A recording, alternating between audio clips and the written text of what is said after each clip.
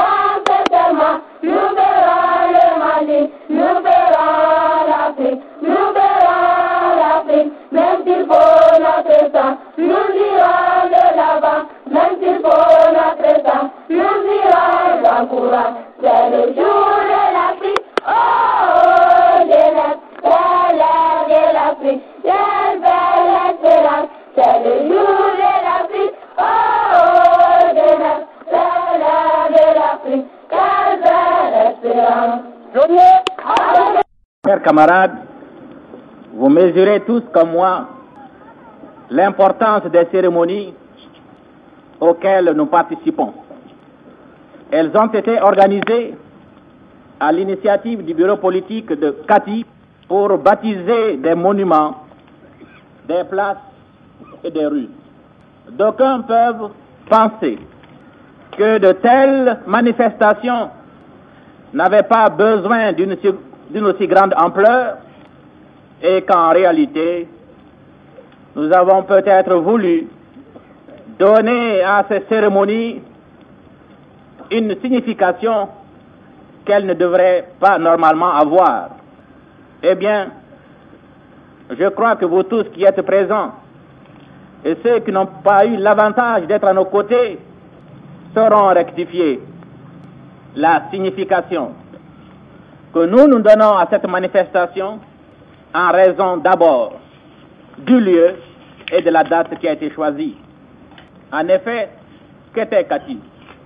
Kati, c'était le prolongement du chemin de fer qu'on appelait le Dakar-Niger, la ligne de pénétration dans le territoire qu'on a appelé le Soudan, de l'occupant étranger, de l'occupant français. Kati, c'était la base de laquelle partaient toutes les colonnes qui devaient rayonner à travers notre pays et imposer à nos valeureux aïeux la présence de l'étranger. Kati, c'était également le centre duquel partaient des unités qui, après l'occupation, devaient faire signifier à ceux qui avaient des velléités d'aspirer à être eux-mêmes que l'armée française était là et forte. Kati, ce fut également pour nous, au sein de l'Union soudanaise RDA, l'un des premiers bastions de notre parti. En effet, c'est de Kati qu'est parti en 1946 ce ferment qui a permis la mobilisation de toutes les consciences africaines, au point que notre parti, malgré les révocations, les mutations et les souffrances de toutes sortes, est parvenu à s'imposer à la conscience de ceux qui ne pouvaient pas penser un seul instant qu'une puissance qui s'était imposé par la force des armes pouvait avoir sa présence liquidée rien que par une organisation politique. Et je me rappelle encore cette réflexion du gouverneur Louveau qui s'était lui-même rendu à Kati pour essayer de modifier les résultats du scrutin. Lorsque les résultats ont paru, quelle fut sa réaction? Eh bien, il n'a eu qu'à dire « L'armée rouge a voté ». Eh bien, voyez-vous, cette victoire de Kati, en 1948, nous la devons au courage et au sacrifice, non seulement de toute la population, de nos vieux anciens combattants, mais aussi de ces jeunes aspirants, comme les Samburu et tant d'autres, qui ont dit non à l'abdication de leur devoir d'Africains devant la domination coloniale. À ces jeunes aspirants qui n'ont pas hésité un seul instant à accepter le sacrifice de leur carrière militaire pour que la dignité africaine soit sauve. À ces jeunes aspirants qui avaient tout l'avenir devant eux, mais qui n'ont pas perdu confiance dans les valeurs de l'homme africain et qui savaient que les mesures de rétorsion qui les ont frappés, ajoutées à la somme des souffrances des uns et des autres, devaient un jour provoquer le renversement du rapport des forces en faveur de notre parti et la liquidation de la domination coloniale.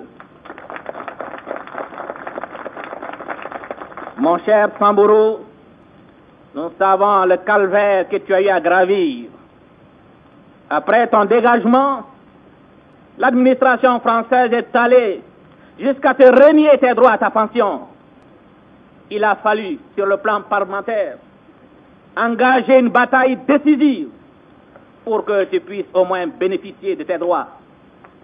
Tu as été ensuite obligé, pour pouvoir gagner ta vie, d'aller t'installer comme agent d'affaires à Sikasso. Et là encore, le système colonial, dans sa haine de la libération des peuples africains, n'a pas manqué encore de t'enfermer dans ses chaînes et de t'envoyer en prison pour des raisons qui jusqu'ici n'ont pas pu être justifiées.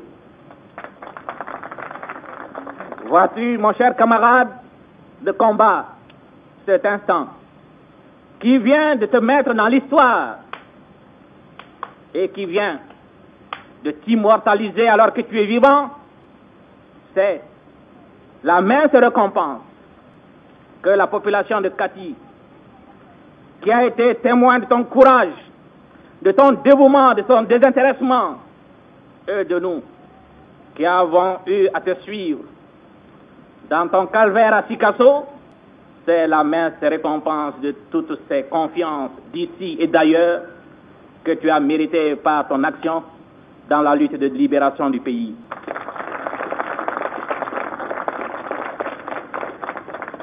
Cet exemple que la direction politique de l'Union soudanaise RDA a tenu à donner doit être, pour tous les militants, une leçon. Le camarade Samburu pouvait, comme tant d'autres, accepter d'être les complices de la domination coloniale, frapper à coups de crosse ses frères qui se rebellaient contre la présence étrangère et franchir dans la honte tous les échelons de la hiérarchie militaire. Mais il a renoncé à cela parce que son sang, sa naissance ne lui permettait pas cela. Et parce que aussi, comme je l'ai dit tout à l'heure, il avait confiance en ses frères du Soudan.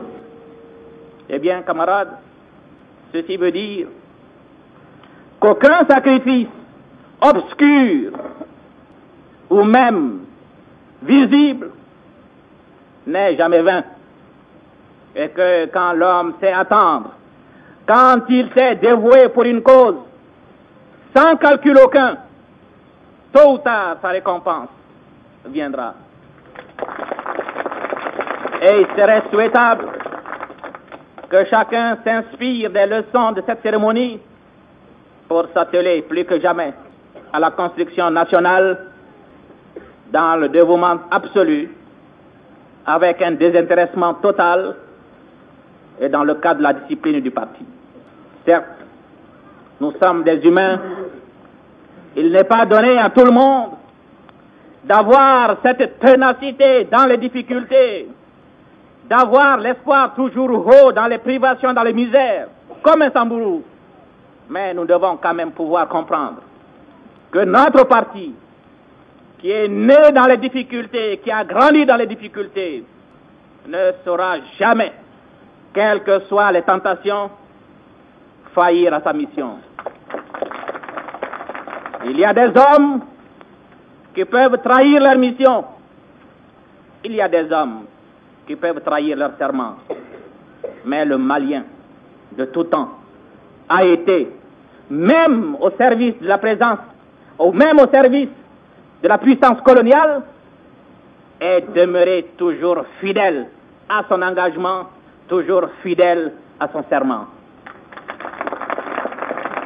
Ce que je puis vous dire en terminant, c'est que nous avons la chance, en République du Mali, d'avoir un peuple, quelle que soit l'ethnie ou la région où il s'est installé, nous avons la chance d'avoir un peuple qui a son passé. Et c'est justement en nous référant chaque fois à ce passé, fait de dignité, de gloire et d'honneur, que nous ne faillirons jamais à notre mission, parce que nous ne voudrons en aucun moment être en retrait dans la défense des libertés humaines et de la dignité de notre pays sur nos illustres aïeux. Officiers, sous-officiers, caporaux-chefs, caporaux et hommes de troupes, présents à Kati ou ailleurs, dans la République du Mali, nous vous demandons de considérer que l'honneur qui vient d'être fait à votre père, le lieutenant Samburu Diakité, cet honneur réjaillit sur toute notre armée. En effet, cette armée, partout où elle s'est trouvée, à Bamako, à Kati, à Kai, à Nioro, à Gao, à Tombouctou, pour ne citer que ses principaux centres, s'est engagée résolument dans la construction nationale. Elle fraye avec la population civile. Elle est parvenue à liquider ce complexe que le système colonial avait créé en ses éléments, et complexe selon lequel le militaire n'avait pas à composer avec le civil.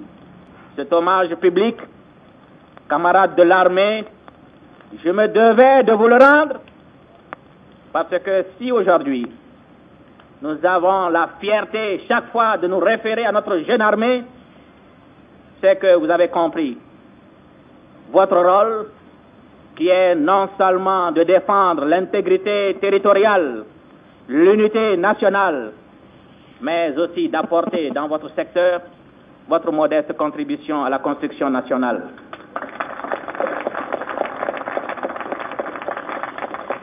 Ce que je puis vous dire, c'est que l'Union soudanaise RDA, pendant 15 années de lutte, n'a pas failli à sa mission, et quoi qu'il advienne, elle ne faillira pas à sa mission.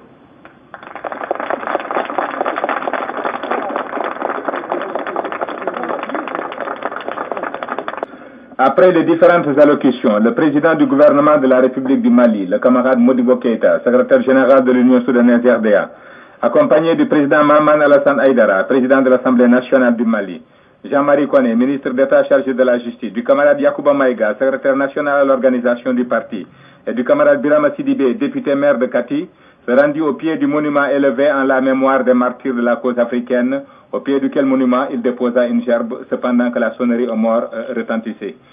Le président félicita ensuite le lieutenant Samburu Diakité, à qui il donna une accolade. Le lieutenant Samburu Diakité reçut successivement les félicitations des présidents Mahaman Alassane Aïdara, Jean-Marie Koné et Yacouba Maïga, et ce fut le défilé de l'armée et des organisations populaires. Ce défilé auquel a pris part, à côté de ses homologues de Kati, une importante délégation du mouvement populaire de Kolokani, a été des mieux organisés et des plus sélects, organisés par ce vieux bastion de l'Union soudanaise RDA. Le passage des éléments du 3e bataillon de l'armée du Mali, celui de la Nouba de l'armée malienne et celui surtout du drapeau de notre armée nationale ont suscité de la part des populations des acclamations particulièrement chaleureuses et enthousiastes. De même que le défilé des miliciens et miliciennes, de la milice féminine, des pionniers, des survivants du Kodialan, des brigadiers de vigilance et celui très remarqué de ces ravissantes Amazones de l'Andeur de notre indépendance. Cette journée du 20 janvier 1962 aura été pour Kati et pour le Mali une date dans l'histoire. Elle est une journée de satisfaction pour tous les militants conscients et convaincus à qui elle confirmera encore une fois, si besoin en était, que l'Union soudanaise RDA n'oublie et n'oubliera aucun des actes de ceux de ces militants qui n'ont pas et n'auront pas